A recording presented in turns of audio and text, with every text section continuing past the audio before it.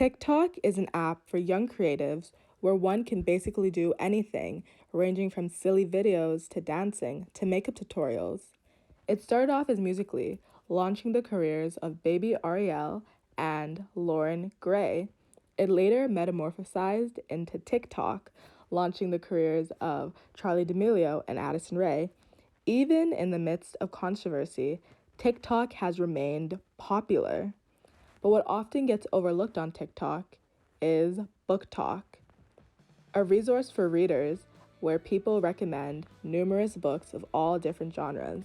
Today, we will be ranking BookTok books and finding out if BookTok is truly worth it.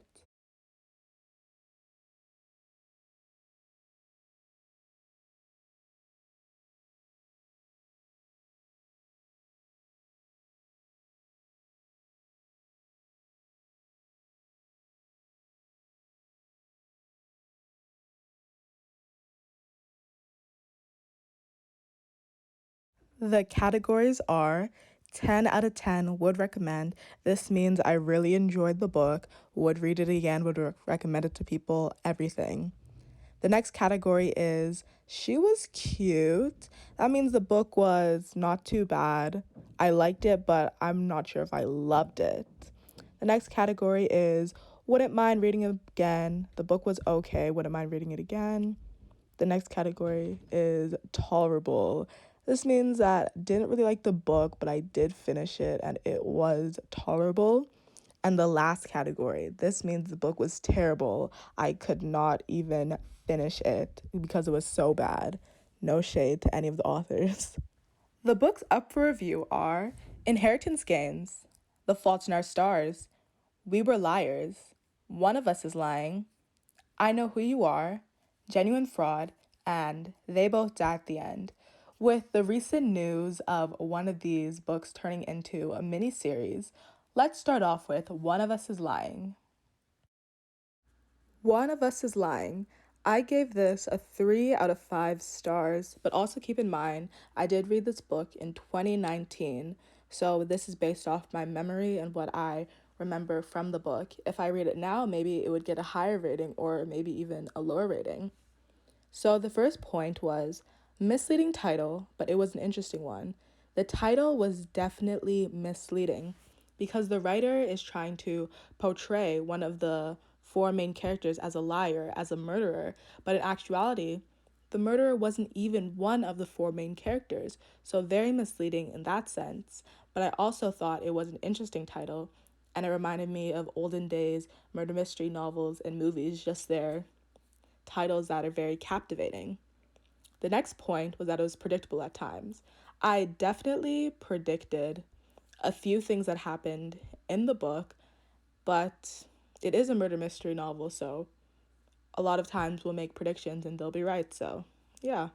The next point is was able to guess the main culprit. I did guess that Simon did kill himself. The next point is there was a twist that I did not suspect.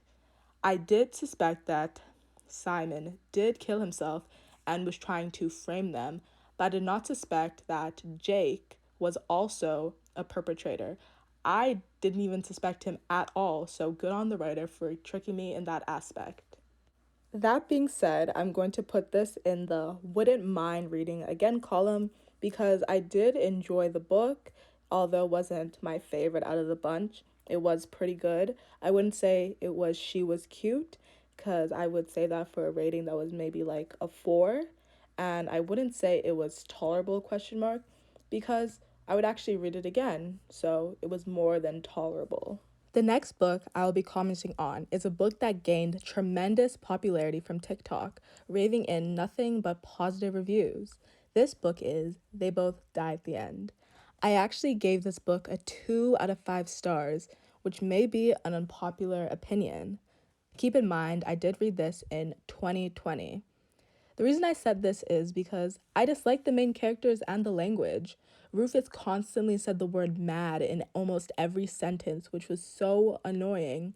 And Mateo, I felt like the author was trying to make Mateo seem very likable and pure and innocent, but it just became annoying because you have to stop and give an animal on the road a burial, but it's your last day on earth. I guess people might find it wholesome, but I wasn't the biggest fan. I thought the concept for the entire book was super interesting.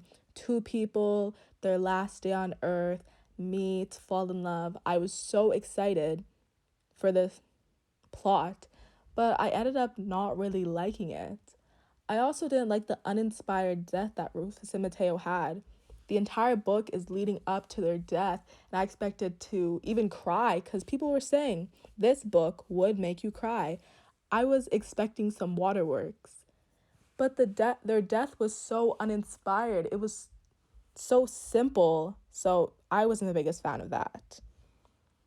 Another thing that I was not the biggest fan of was the slow burn. I understand this is a slow burn novel. They're not supposed to fall in love right away, but it felt like they only started to really connect almost at the end of the book, which I did not really like. But I guess that's just my own style preference. I personally am not the biggest fan of slow burn novels. Overall, the book was all right, and yeah. I would have to give this book a tolerable question mark, and that is because I did finish the book, but I did not like it and personally would not want to read it again. The next book is We Were Liars. This book has received a lot of hype on TikTok, mainly because of the huge twist at the end. We Were Liars. I gave this a 2 out of 5, and I read this in 2021. The book definitely disappointed me because of all the hype it received. I thought the twist was going to be something amazing, but it kind of fell flat for me. This caused me to lose interest the more I read. My thoughts on short chapters. I do not like extremely short chapters, but I don't like extremely long chapters like The Picture of Dorian Gray. I like a balance, and the short chapters in this book really annoyed me because I like to write down things for my novels about every chapter, and it was really hard when there's barely anything in a chapter. I did like the edginess of the book. I like how they came up with mottos. Gats was, do not accept an evil you can change. Katie was, always do what you're afraid to do. Johnny was, don't eat yellow snow. Very inspired, as you can see. And Marine was, be a little kinder than you have to. I did enjoy that. I also liked this. There was some standout lines for sure. Some that I wrote down were, here, in some way, we are young forever. That was during chapters 43 to 47, around that time. Another is, sometimes I wonder if reality splits. That's somewhere between chapter 54 and 57. And the last line that I wrote down is, see the world as it is, not as you wish it to be. On the ranking system, I would have to give this a tolerable question mark because it's rated around the same rating as They Both Die at the End. Both books weren't my favorite and not that memorable for me, so I would probably not read it again. The next book we'll be talking about is I Know Who You Are. This is also a mystery novel, so let's get into the commentary. I Know Who You Are. I give this a 4 out of 5 stars, and I read it in 2021. I thought it was a very interesting and artistic choice to highlight a shy actress just because those are the antithesis of each other. It's essentially an oxymoron. So I really like that concept, and that's the main reason and the main thing that got me interested in reading the book.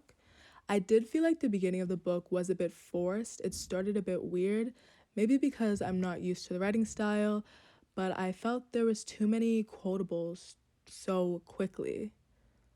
The twist in the book was very unexpected, but I feel like that's also because it was so weird. Her brother being her husband and going through all this surgery was very twisted, so I feel like a lot of people wouldn't have guessed that anyways. Another point I would like to highlight is the callbacks. I did enjoy the various callbacks found within the book. For example, Ben getting killed the same way he killed the chicken in the beginning of the book. And I also thought that Alice gave too much shine to unnecessary characters that didn't really add to the plot, like Alicia White. What was her purpose in the book? Maybe to throw us off or confuse us, but other than that, I didn't really see a need for her to be in the book. Some key quotes that I enjoyed were hiding in stories that have happier endings. The lies we tell ourselves are the most destructive. I run past the man, pushing a broom along the pavement, sweeping away the glitter of other people's lives. Ignorance isn't bliss, it's fear postponed to a later date. Things that are a little bit broken can still be beautiful. And the last one, the eyes are the only part of me I still recognize. That being said, I would have to give this a she was cute. Our first she was cute. I did enjoy the book. I would read it again, and I actually really liked it. So, yeah, I would give it a she was cute. It got a 4 out of 5, so I feel like it is well deserved. The next book we'll be talking about is another E. Lockhart book, Genuine Fraud. Genuine Fraud. I gave this book a 2.5 out of 5 stars. But keep in mind, I did read this in 2021. Before we start, I just want to say I really liked the title for this book, Genuine Fraud, another oxymoron, which I thought was very nice. I thought the book had a very cool concept of starting backwards, but because of this, the book lacks suspense because we essentially knew everything that was going to happen. Even the last final chapter where everything was revealed, it just fell a little flat for me. And I would say that a good book needs to have at least a bit of suspense. There are also a lot of what the heck moments, like Jewel pretending to be Imogen and buying an apartment and how everything came about, her essentially kind of stalking Imogen and Forrest and purposely trying to meet them. It was very, very odd. So I did enjoy Jewel getting told off a lot, the main character getting told off a lot, because I didn't really like her. I thought she was a bit annoying and she acted like she wasn't privileged like Imogen or any of her rich friends, but she's actually very privileged, which I thought was pretty interesting when people told her off because I was thinking the same thing. So yeah, I did like this more than E. Lockhart's other book, We Were Liars, for sure. That being said, I would have to give Genuine Fraud, I would say wouldn't mind reading again because it did get a higher rating than We Were Liars or The Fault in Our Stars. And it wasn't a bad book, it was decent, I think. The next book we'll be talking about is The Fault in Our Stars. The Fault in Our Stars. I gave this book a 4.5 out of 5 stars. I read this in 2021. Something I liked about this book is how many quotables and beautiful lines there were. Maybe okay will be our always. Some infinities are bigger than other infinities. It would be a pleasure to have my heart broken by you. Just lines like that. I really enjoyed it. I love sappy romance novels. I also thought there was interesting dialogue between Gus and Hazel, like when they talked about how eggs are a breakfast food, that as soon as you add an egg to a meal, all of a sudden it's breakfast. I thought that was an interesting conversation. I also thought the conversations were very mature. I know some people didn't like it because they didn't think it was realistic, but me personally, I enjoyed it. There was also some weird choices at times. Like, for example, Hazel and Gus kissing in Anne Frank's house that turned into a museum. That was very odd, and everyone started to clap. I also thought the twist was very nice because, we're focused that, oh, Hazel's gonna die, Hazel's gonna die. Then Gus dying was kind of a surprise. I did watch the movie before I read the book, So I wasn't too surprised since I already knew it was happening, but I feel like if I just read the book and I didn't know this, I would be surprised. Finally, we have a 10 out of 10 would recommend with The Fault in Our Stars. The next book we'll be talking about is Inheritance Games, the last and final book. The Inheritance Games, rating not applicable out of 5. I cannot even rate this book because I never finished it. One of the main reasons I didn't finish it was the language. I really disliked the language. I didn't like how one of the characters didn't swear and then she would constantly substitute words in instead of swearing in an unironic manner. That kind of annoyed me. I thought the whole concept was interesting, but yeah, I just did not like it. Inheritance Games made it into the last and final category. Couldn't even finish.